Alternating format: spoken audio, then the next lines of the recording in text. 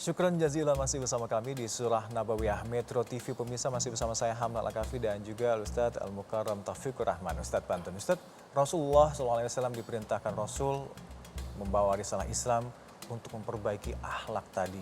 Dengan awal-awalnya tadi dengan bisir ya, dakwah dengan diam-diam.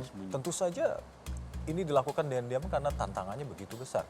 Ya, makanya setelah masuk Umar bin Khattab bergabung, bahkan awalnya ketika Umar bin Khattab datang, Ali bin Abi Thalib yang siap, ya Rasulullah, biar aku yang hadapi ini.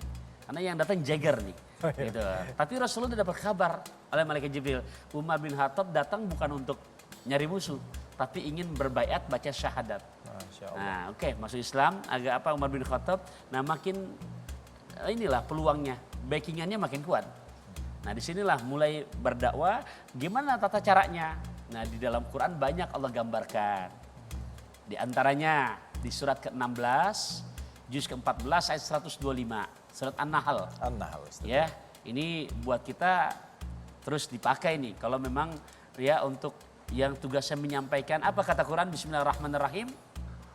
Ud'u ila sabili rabbika bil hikmah wal mau'izatil hasanah.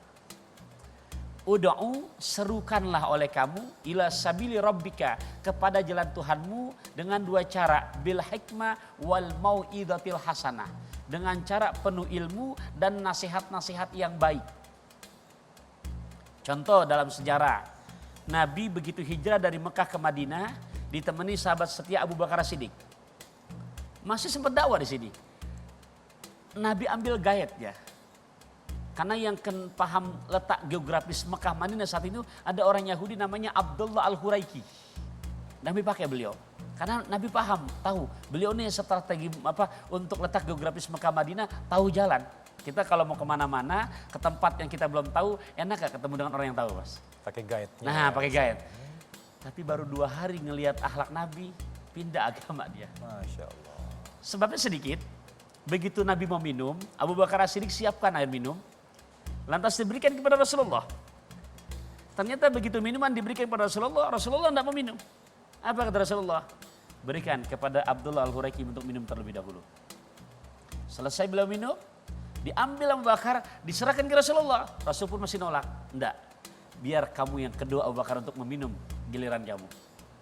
Selesai Abu Bakar As-Siddiq, baru Rasulullah ambil. Pemimpin loh, restannya, sisanya. Dia minum. Selesai ini Abu Bakar As-Siddiq kepo, curhat. Ya Rasul, engkau pimpinan kami. Kenapa kok malah minum urutan yang kedua, yang terakhir? Bukan yang kedua, yang terakhir. Bukan malah yang pertama. Jawabannya ringkas saja, Mas. Ya Abu Bakrin, khadimul qaum akhiruhum syurban. Wahai Abu Bakar, sebaik-baik pengayum satu kaum, yang paling duluan dalam merasakan kesengsaraan, yang paling belakangan dalam merasakan kenikmatan dan kebahagiaan. Masya Allah.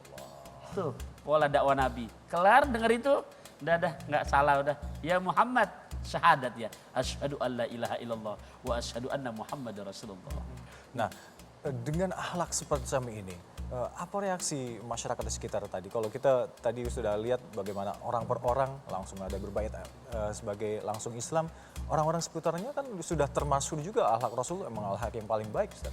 Ya, dengan sendirinya, jangankan yang sifatnya udah ngikutin agama Nabi, termasuk Abu Jahal, Abu Lahab, sekali waktu di tengah malam sama-sama amprok. Mendengar suara Rasulullah ngaji, maka seperti terhipnotis. Dia bangun dari rumahnya. Di mana sih suara ini? Dia bangun juga. Di mana sih suara ini? Sama-sama mendekat dengan jurusan yang berbeda. Begitu sama-sama ketemuan. Kamu ngapain? Kamu ngapain? Tapi gengsi yang menutupi hatinya. Sehingga nggak bisa nerima hidayah. Nah, dampaknya akhlak Rasul yang baik ini terhadap kehidupan sosial menyeluruh masyarakat Arab saat itu. Ya dampaknya makanya bisa terbukti begitu pindah dari Mekah ke Madinah, Nabi berhijrah ke Madinah, ekspansinya termasuk yang kita rasakan sampailah ke negeri kita. Ya, itu ekspansi yang Masya Allah luar biasa. Kenapa? Karena mereka betul-betul istiqomah dari mulai sahabat Umar bin Khattab itu sampai ya apa namanya untuk belahan 2/3 dunia sudah kuasai itu. Ya, sampai kan sudah menghadapi Romawi gitu kan. Persia. Nah, Persia itu dampaknya ya sampai sekarang kita rasakan di negara kita. Walaupun bukan di mana tempat dilahirkannya baginda Nabi besar kita Muhammad SAW.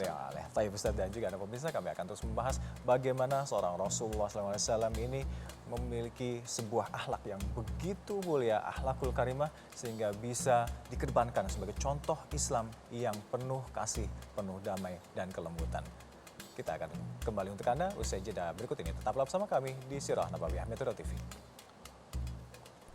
Yuk, ketika kita mengajak orang, kita tanya diri kita, sudahkah kita untuk mencontohkan terlebih dahulu?